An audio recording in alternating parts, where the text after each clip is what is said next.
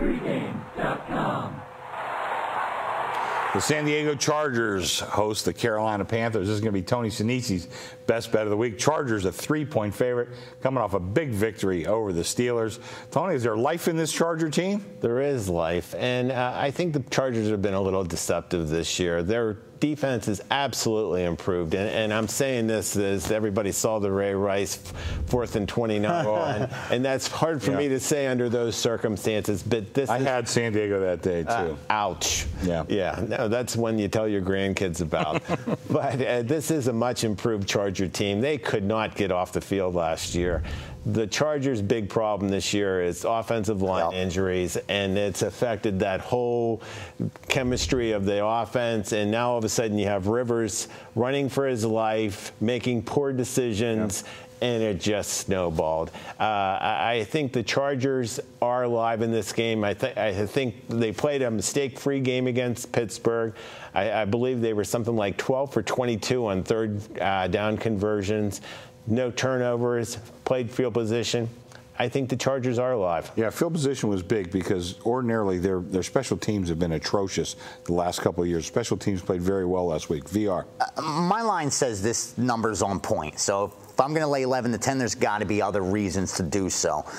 I agree with Tony on the San Diego side as far as this team may be a little underrated because of their record. But here's a team that's done this year in and year out. I mean, even when they had the #1 offense, #1 defense, they couldn't get anything done. Right. And missed the playoffs. Exactly. And that tells me there's a deeper problem than just what the product on the field. And I think it all stems back to the coaching staff. We all know that. And what's interesting about this game, and here's why I lean to Carolina a little bit, we're looking at head coaches that know each other. Carolina's coach Rivera was their defensive coordinator for 4 years. So I think he's going to know Norv Turner extremely well. Norv Turner's going to know him extremely well. But I give the defensive side of it a little bit of an advantage. And couple that with 3 backup offensive linemen for San Diego. Listen, I've been saying that Carolina's overrated the whole year. Before the season started, I said under for season wins. I thought there was just too much hype because of what they did last year.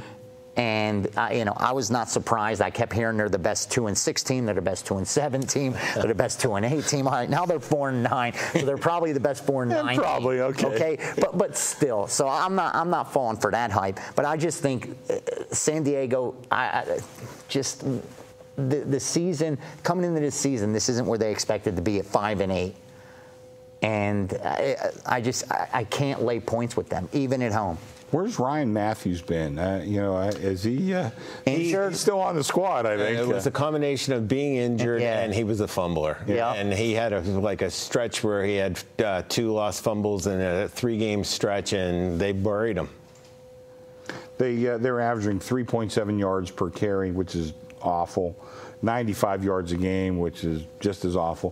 What's saving them is on the defensive side of the ball. It's almost those exact same averages. So the defense, like you said, has stepped up a little bit this year. Not like they're a dominating defense, but I don't think this is going to be a game I'm betting, to be honest with you. Yeah, my first thought was I like Cam Newton because I thought he's come on like about the last 4 games. It seems like he's kind of figured it out a little bit, but I'm not sure this one's on my radar. We always like to look at motivation at this point in the season. Who's motivated? Who is motivated? Game? I don't know. San Diego coming off that big win, does that motivate you, or do you relax a little bit? I'm not sure. I think the key here is even under the worst of circumstances, they have played well in December. Yeah, you're right. And their best teams and their worst teams.